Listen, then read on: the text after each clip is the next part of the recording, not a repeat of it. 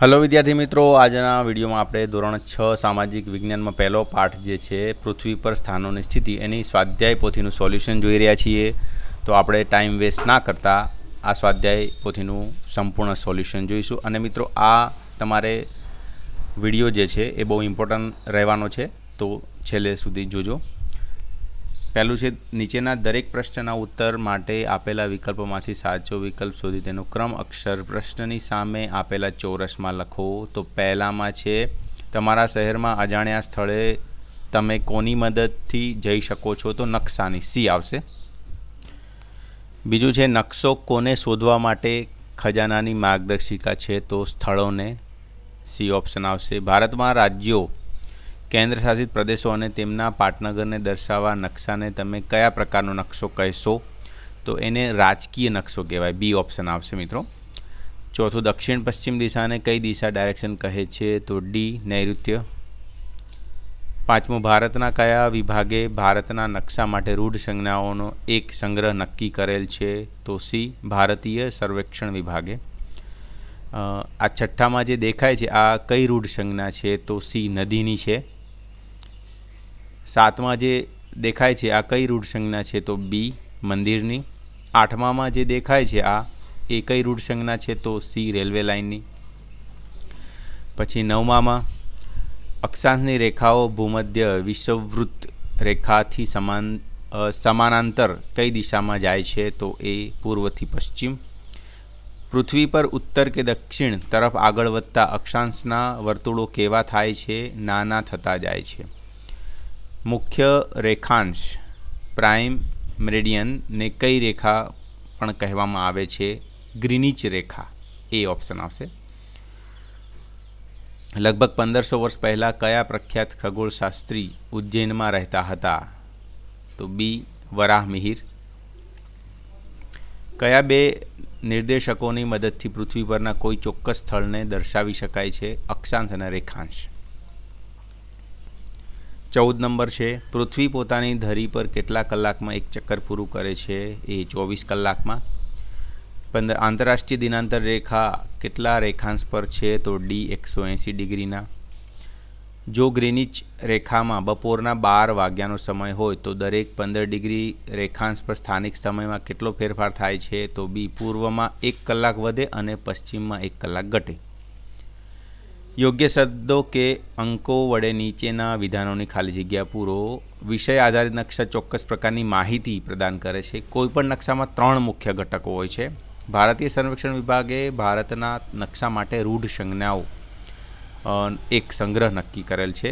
નકશા પર કોઈ સ્થાનની સ્થિતિને નક્કી કરવા માટે નિર્દેશાંક પદ્ધતિનો ઉપયોગ કરવામાં આવે છે। કોઈપણ ધ્રુવથી ભૂમધ્ય રેખા વચ્ચેનું અંતર ડિસ્ટન્સ અક્ષાંશ દ્વારા માપી શકાય છે। ભૂમધ્ય રેખાના સમાંતર પૂર્વથી પશ્ચિમ તરફ જતી રેખાને અક્ષાંશ કહેવામાં આવે છે। પૃથ્વી પરનું સૌથી મોટું વર્તુળ ભૂમધ્ય રેખા એટલે કે વિષુવવૃત્ત છે। રેખાંશની મધ્યવર્તી રેખાઓ અર્ધવર્તુળ હોય છે જે એક ધ્રુવથી બીજા ધ્રુવ સુધી જાય છે। ઇંગ્લેન્ડમાં લંડનમાં આવેલ ગ્રીનિચ નામના વિસ્તારમાંથી પસાર થતી રેખાંશને મુખ્ય રેખાંશની માન્યતા મળેલ છે।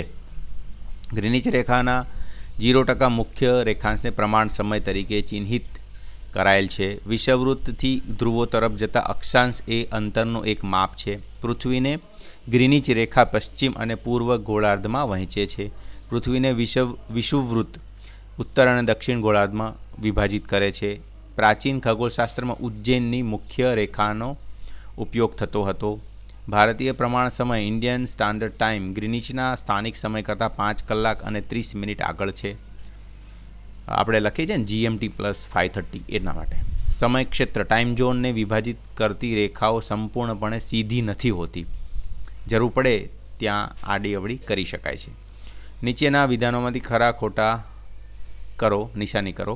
તો નકશાના ઉપરના ખૂણે આપેલા 4 તીરો નકશાના 4 ખૂણા નિર્દેશ કરે છે, ખોટું। એ દિશાઓ બતાવ્યા ઉત્તર દક્ષિણ એ રીતના। નકશામાં તમે સપાટીને ઉપરથી જોઈ રહ્યા હોય તેમ દેખાય છે, સાચું। નકશાને પ્રમાણમાપ વગર પણ કાગળના નાના ટુકડા પર રજૂ કરી શકાય છે, ખોટું। પ્રમાણમાપ જરૂરી છે મિત્રો। નકશાને આકર્ષક અને સુંદર દર્શાવવા રૂઢ સંજ્ઞાઓનો ઉપયોગ થાય છે, ખોટું. રૂઢ સંજ્ઞાઓ માહિતી માટે હોય, આકર્ષક દેખાવા માટેના હોય. પૃથ્વીનો નકશો બનાવવો મુશ્કેલ છે કારણ કે ગ્રહની સપાટી સમતલ નથી, સાચું. પૃથ્વી સંપૂર્ણ ગોળાકાર નથી પરંતુ ધ્રુવો પર થોડી ચપટી છે, સાચું. પૃથ્વી પર કર્કવૃત સૌથી મોટું વર્તુળ છે, ખોટું.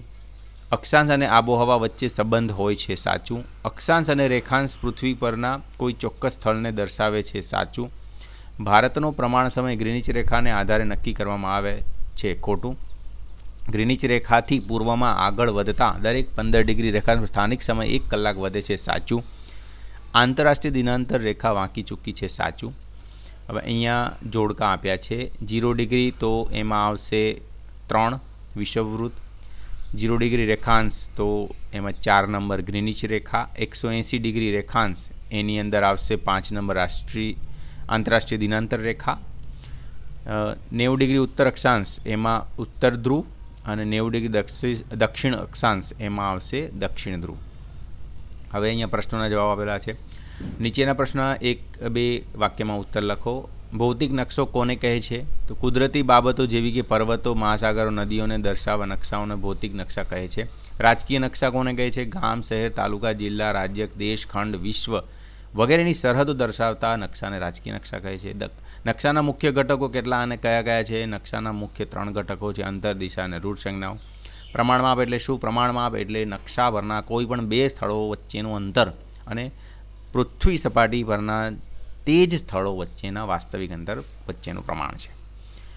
5મું, નકશામાં 4 તીરો દ્વારા દિશાઓ કઈ રીતે દર્શાવવામાં આવે છે? તો નકશામાં ઉપર જમણે બાજુએ 4 તીરો 4 દિશાઓ સૂચવે છે, જેમાં ટોચ ઉપર ઉત્તર અને ઘડિયાળના કાંટાની દિશામાં પૂર્વ, દક્ષિણ અને પશ્ચિમ દિશાઓ દર્શાવે છે. રૂઢ સંજ્ઞા એટલે શું? નકશામાં જુદી જુદી પ્રાકૃતિક અને સાંસ્કૃતિક વિગતો દર્શાવવા માટે વિશિષ્ટ ચિહ્નો વાપરવામાં આવે છે. આવા ચિહ્નોને રૂઢ સંજ્ઞાઓ કહે છે. 7મા, નકશામાં રૂઢ સંજ્ઞાઓનો ઉપયોગ શા માટે કરવામાં આવે છે? એની પણ અહીંયા સંપૂર્ણ માહિતી જવાબ આપેલો છે. 8મું, નકશાનો મુખ્ય ઉપયોગ કયો છે? તો એનો પણ જવાબ અહીંયા આપ્યો છે. 9 નંબર, પૃથ્વીના ગોળાની સંકલ્પના સ્પષ્ટ કરો. એનો પણ જવાબ અહીંયા આપેલો છે. વિષુવવૃત્ત કોને કહે છે? એનો પણ જવાબ છે. અક્ષાંશ એટલે શું? એ પણ જવાબ છે. મુખ્ય રેખાંશને ગ્રીનિચ રેખાથી કેમ ઓળખવામાં આવે છે? એનો પણ જવાબ અહીંયા છે. ઇંગ્લેન્ડમાં લંડનની વાત કરી છે. 13 નંબર, મુખ્ય રેખાંશને કઈ રેખા પૃથ્વીને પશ્ચિમ અને પૂર્વ ગોળાર્ધમાં વિભાજિત કરે છે? એનો પણ જવાબ છે. મુખ્ય રેખાંશની ગ્રીનિચ રેખા પૃથ્વીને પશ્ચિમ ગોળાર્ધથી અને પૂર્વ ગોળાર્ધમાં વિભાજિત કરે છે. 14, ગ્રીનિચ રેખા પર 12 વાગ્યાનો મધ્ય હોય તો 45 ડિગ્રી પૂર્વ રેખાંશ પર કેટલો સ્થાનિક સમય હશે? તો એનો પણ જવાબ છે. 15, આંતરરાષ્ટ્રીય દિનાંતર રેખા શા માટે વાંકી ચૂકી પસાર થાય છે? આંતરરાષ્ટ્રીય દિનાંતર રેખા કેટલાક દેશોમાંથી પસાર ત્યાં એક દિવસનું વિભાજન કરવાનું ટાળવા માટે તેને વાંકી ચૂકી પસાર કરવામાં આવે છે. 6, છે નીચેના પારિભાષિક શબ્દોની સમજૂતી આપો. મધ્યવર્તી રેખાઓ એનો જવાબ છે. ગ્રીનિચ રેખા એનો પણ જવાબ આપેલો છે. સમય ક્ષેત્ર ટાઈમ ઝોન એનો પણ જવાબ છે. આંતરરાષ્ટ્રીય દિનાંતર રેખા એનો પણ જવાબ આપ્યો છે. 7મું છે નીચેના વિધાનો પર ખરા કે ખોટાનું ચિહ્ન કરો અને તેને 1-2 વાક્યમાં સમજાવો. અક્ષાંશની તમામ સમાંતર રેખાની લંબાઈ એકસરખી હોય છે, ખોટું. આ વિધાન ખોટું છે કેમ કે અક્ષાંશની સમાંતર રેખાઓની લંબાઈ અલગ અલગ હોય છે. વિષુવવૃત્ત પર આવેલી ભૂમધ્ય રેખા સૌથી લાંબી સમાંતર રેખા છે. તો આ સંપૂર્ણ જવાબ આપ્યો છે. રેખાંશની રેખાઓની લંબાઈ વિષુવવૃત્ત કરતાં અડધી હોય છે, ખરું. આ વિધાન સાચું છે કેમ કે રેખાંશની મધ્યવર્તી રેખાઓ અર્ધવર્તુળ હોય છે જ્યારે વિષુવવૃત્ત એ સંપૂર્ણ વર્તુળ છે. દક્ષિણ ધ્રુવના 90 ડિગ્રી દક્ષિણ અક્ષાંશ છે, ખરું છે. આ વિધાન ખરું છે કેમ કે દક્ષિણ ધ્રુવ વિષુવવૃત્તથી દક્ષિણમાં 90 ડિગ્રી ઉપર આવેલ હોવાથી તેને 90 ડિગ્રી દક્ષિણ અક્ષાંશ કહેવામાં આવે છે. વિષુવવૃત્ત રેખા એક અક્ષાંશ વૃત્ત પણ છે, ખરું. આ વિધાન ખરું છે કેમ કે વિષુવવૃત્ત એક અક્ષાંશ વૃત્ત છે જે ભૂમધ્ય રેખાના નામથી ઓળખાય છે અને 0 ડિગ્રી અક્ષાંશ પર આવેલ છે. 8મો નંબર છે નીચેના પ્રશ્નોના ઉત્તર ટૂંકમાં આપો. સ્થાનિક સમય અને પ્રમાણ સમય વચ્ચેનો તફાવત સમજાવો. અહીંયા કીધું છે કોઈ પણ 2 મુદ્દા. સ્થાનિક સમય, તો સ્થાનિક સમય જે તે સમય સ્થળ પર સૂર્યની સ્થિતિ પર આધારિત હોય છે. પ્રમાણ સમય એ કોઈ પણ દેશ કે ક્ષેત્રના મધ્યમાંથી પસાર થતી રેખાંશ વૃત્તના આધારે નક્કી થાય છે. બીજો મુદ્દો, પૃથ્વી દર કલાકે 15 ડિગ્રી રેખાંશ વૃત્ત ખસે છે. આથી અલગ અલગ સ્થાનો પર અલગ અલગ સ્થાનિક સમય હોય છે. અહીંયા પ્રમાણ સમયમાં બીજો મુદ્દો, કોઈપણ દેશ કે ક્ષેત્રના પ્રમાણ સમયની રેખાંશ વૃત્તની મધ્યરેખાથી પૂર્વ તરફ દર 15 ડિગ્રી રેખાંશ વૃત્તને સમય 1 કલાક વધે છે અને પશ્ચિમ તરફ દર 15 ડિગ્રી રેખાંશ વૃત્ત સમય 1 કલાક ઘટે છે. બીજો પ્રશ્ન છે, આપણને નકશામાં રૂઢ સંજ્ઞાઓને રંગોની જરૂર શા માટે હોય છે? તો અહીંયા સંપૂર્ણ જવાબ આપેલો છે, જોઈ લેવો. વિસ્તારથી અહીંયા જવાબ આપ્યો છે. 3 નંબર, નકશો કઈ રીતે ઉપયોગી છે? કોઈ પણ 3 મુદ્દા લખો. તો અહીંયા 3 મુદ્દા. નકશા દ્વારા પૃથ્વીના જુદા જુદા ભાગોની ભૌગોલિક માહિતી ખૂબ સરળતાથી મળી રહે છે. બીજો મુદ્દો, ત્રીજો મુદ્દો અને ચોથો મુદ્દો. આપણે 4 મુદ્દા અહીંયા બતાવ્યા છે. ચોથો પ્રશ્ન છે, ગ્રીનિચ રેખા એટલે શું? તો ઇંગ્લેન્ડમાં લંડનના એક વિસ્તાર ગ્રીનિચમાંથી પસાર થતી 0 ડિગ્રી રેખાંશને ગ્રીનિચ રેખા કહેવામાં આવે છે. એની સંપૂર્ણ માહિતી આપી છે. 5મું, આંતરરાષ્ટ્રીય દિનાંતર રેખા એટલે શું? એની પણ સંપૂર્ણ માહિતી અહીંયા આપી છે. 9 નંબર છે, નીચેના ભૌગોલિક વિધાનો કારણ આપી સમજાવો. અક્ષાંશ અને રેખાંશની મદદથી પૃથ્વી પર કોઈપણ સ્થાનને શોધી શકાય છે. તો અક્ષાંશ અને રેખાંશ એ 2 નિર્દેશાંકો છે જે બંને મળીને પૃથ્વી પરના કોઈ ચોક્કસ સ્થાનને દર્શાવે છે. આ સંપૂર્ણ અહીંયા જવાબ આપેલો છે. ચલો અહીંયા બીજો પ્રશ્ન છે, આંતરરાષ્ટ્રીય દિનાંતર રેખા વાંકી ચૂકી છે. તો એનું કારણ ને બધું અહીંયા શું કહેવાય આકૃતિ સાથે ગ્રાફ સાથે અહીં બતાવ્યું છે, જોઈ લેવું. સંપૂર્ણ જવાબ. ચલો નીચેના પ્રશ્નના ઉત્તર લખો. નકશો મેપ શું છે અને આપણે તેનો ઉપયોગ કેવી રીતે કરીએ છીએ? તેના મુખ્ય ઘટકો કયા છે? તો નકશો એ કોઈપણ વિસ્તારનું પ્રતિકાત્મક નિરૂપણ અથવા ચિત્ર છે. તે પૃથ્વીની સપાટી અથવા તેના કોઈ એક ભાગનું સપાટ કાગળ પરનું આલેખન છે. એ રીતના જોઈ શકો છો. અને 3 એના ઘટકો, નકશા દ્વારા પૃથ્વીના જુદા જુદા ભાગો કે સ્થળોની ભૌગોલિક માહિતીની અને આ જે છે એનો જવાબ છે. અને 3 ઘટકો અહીંયા આપ્યા છે, અંતર, દિશા અને રૂઢ સંજ્ઞાઓ. ચલો બીજું છે, નિર્દેશાંકો શું છે?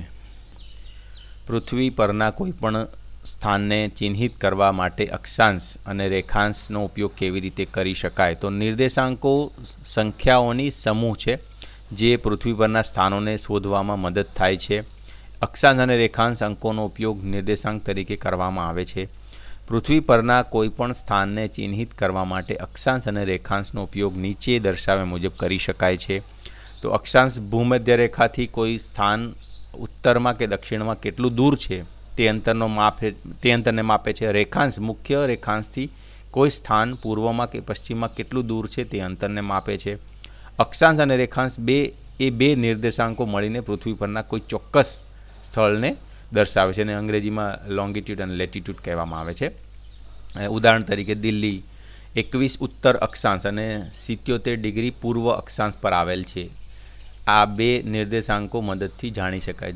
જેમ કે મિત્રો તમે ગૂગલ મેપમાં તમારું ઘરનું લોકેશન કે કોઈ બી લોકેશન જુઓ ને, ત્યાં 2 પોઈન્ટ આપેલા હોય આવી રીતના, ઉત્તર અને પૂર્વ એ રીતના. તો એનાથી આપણને ખબર પડે કે ભાઈ આ આપણું લોકેશન એક્ઝેક્ટલી કેટલા રેખાંશ ને કેટલા અક્ષાંશે આવેલું છે, જેને નિર્દેશાંકો કહે છે.